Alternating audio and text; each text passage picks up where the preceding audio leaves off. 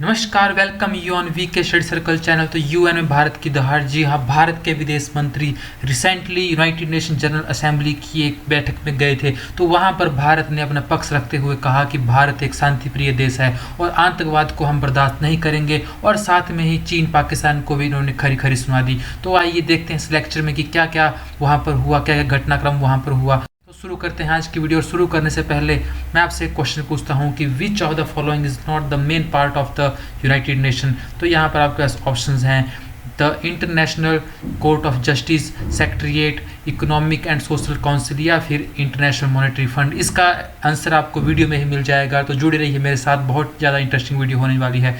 और अभी तक आपने मेरा चैनल सब्सक्राइब नहीं किया है तो प्लीज़ चैनल को भी सब्सक्राइब कर दें। तो भारत के विदेश मंत्री एस जयशंकर जी ने अपनी फर्स्ट स्पीच में जो यूनाइटेड नेशन जनरल असेंबली में दे रहे थे, वहाँ पर उन्होंने कहा कि India's position as a country prepare to take up greater responsibilities. He said that in this turbulent time the world listened to more voices of reason and experience more acts of goodwill. India is willing and able on both count, he told the 77th session of the UNGA, the showpiece annual event of the UN। तो उन्होंने यहाँ पर कहा कि India एक responsible country है और हम ग्रेटर रिस्पॉन्सिबिलिटी लेने के लिए भी तैयार हैं। अभी हमें ये ज़रूरत है इस बुरे टाइम में, क्योंकि अभी रिसेंटली हमने जो कोरोना फैला हुआ था दुनिया में उसको मात दी, तो उससे बहुत ज़्यादा इकोनॉमी डिस्ट्रॉय हुई पूरी वर्ल्ड की। और अभी जो रशिया यूक्रेन में कन्फ्लिक्ट चल रहा है, और भी डिफरेंट जगह पर ऐसे छोटे छोटे कॉन्फ्लिक्ट चले हुए हैं। चाइना भी ताइवान पर इन्वेस्ट करना चाहता है। तो ऐसे दौर में हमें चाहिए कि एक साथ मिल के आना चाहिए और वॉइस रेज करनी चाहिए और एक गुडविल दुनिया में फैलानी चाहिए। सबसे पहले हमें ये पता होना चाहिए कि यूनाइटेड नेशन है क्या। तो United Nation is an international organisation found in 1945। ये एक इंटरनेशनल ऑर्गेनाइजेशन है जिसे 1945 में फाउंड किया गया था, और करंटली इसमें 193 मेंबर स्टेट्स हैं। इंडिया ने 1947 में इसको ज्वाइन किया था, और रिसेंटली हम 75th year of India and UN भी सेलिब्रेट कर रहे हैं। तो यहाँ पर जो मेन एक्टिविटीज़ हैं यूनाइटेड नेशन की, उसमें international peace and security, protecting human rights, delivering humanitarian aid, promoting sustainable development and upholding international law, ये कुछ मेन इसके एक्टिविटीज़ हैं।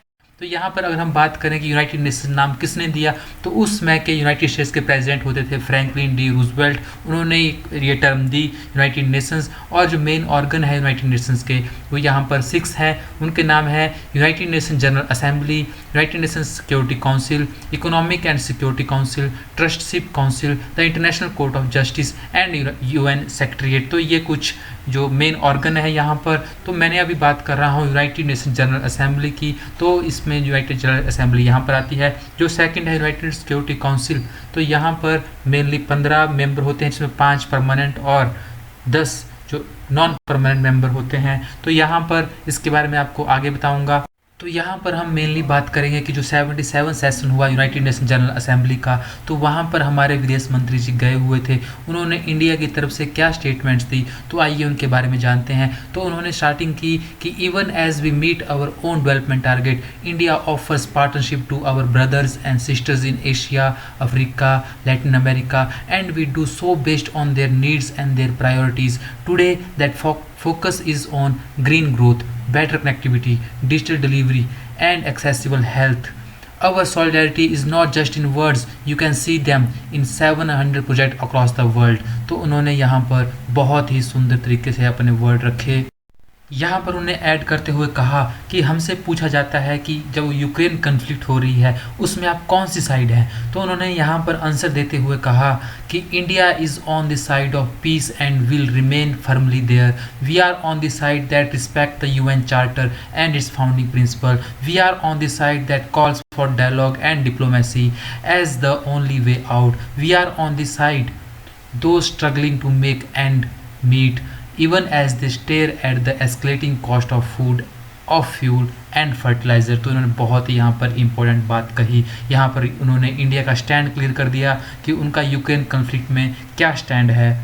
उन्होंने यहाँ पर आगे कहा कि India for its parts is taking exceptional measures in exceptional times. तो एक्सेप्शनल टाइम ये बहुत ही बुरा टाइम रहा पूरे वर्ल्ड के लिए, जब कोविड-19 की लहर पूरे वर्ल्ड में छा गई थी।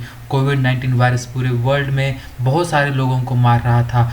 उस time we do so when we send 50,000 metric tons of wheat and multiple trenches of medicine and vaccine of to जो अफ़गानिस्तान। तो हमने यहाँ पर 50,000 मेट्रिक टन ऑफ वीट और बहुत सारी दवाइयाँ और वैक्सीन्स अफ़गानिस्तान को भेजी। When we extend credits of $3.8 billion to Sri Lanka for fuel and essential commodity and trade settlement. When we supply 10,000 metric tons of food aid and vaccine shipments to Myanmar, when we fill the gap in humanitarian needs left unaddressed by the political complexity। तो यहाँ पर उन्होंने ये बताया कि उस दौर में इंडिया ने अफ़गानिस्तान की भी हेल्प की, श्रीलंका की भी हेल्प की, म्यांमार की भी हेल्प की और बहुत से कंट्रीज़ में हमने ह्यूमैनिटेरियन एड भी दी।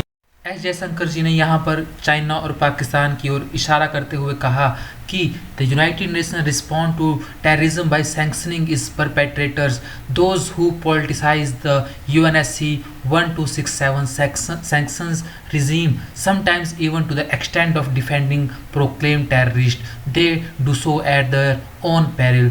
Believe me, they advance neither their own interest nor Indeed there रेपुटेशंस। तो यहाँ पर जब चाइना ने ब्लॉक कर दिया था, जब इंडिया कोशिश कर रहा था एक टेररिस्ट को इंटरनेशनल टेररिस्ट साबित करने के लिए, तो उसको चाइना ने ब्लॉक कर दिया था। तो उन्होंने यहाँ इनडायरेक्ट इशारा करते हुए चाइना को भी यहाँ पर सुना दिया।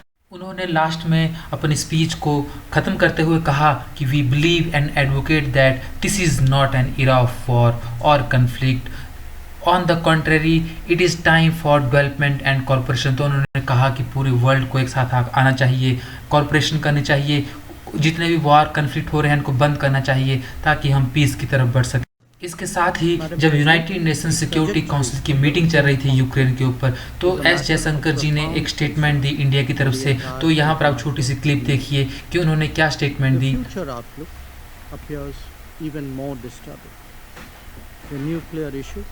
is a particular anxiety. In a globalized world, the impact of the conflict is being felt even in distant regions. We have all experienced its consequences in terms of surging costs and actual shortages of food grains, fertilizers and fuel. On this score too, there are good grounds to be worried about what awaits us. The global south, especially, is feeling the pain very acutely. We must, therefore, not initiate measures that further complicates the struggling global economy. And that is why India strongly reiterates the need for an immediate cessation of all hostilities and a return to dialogue and diplomacy. Clearly, as Prime Minister Narendra Modi has emphasized, this cannot be an era of war.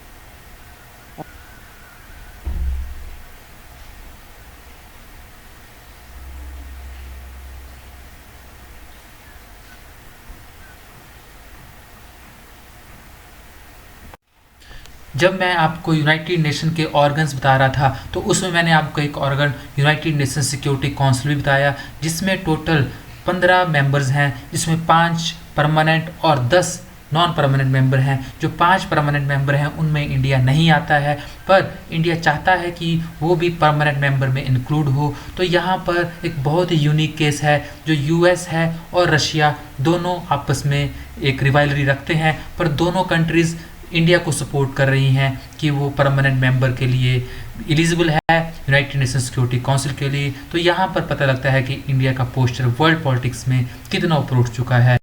तो video के starting में मैंने आपसे एक question पूछा था, which of the following is not the main part of the United nation. अगर आपने वीडियो ध्यान से देख लिया तो इसका आंसर आपको वीडियो मिल गया होगा।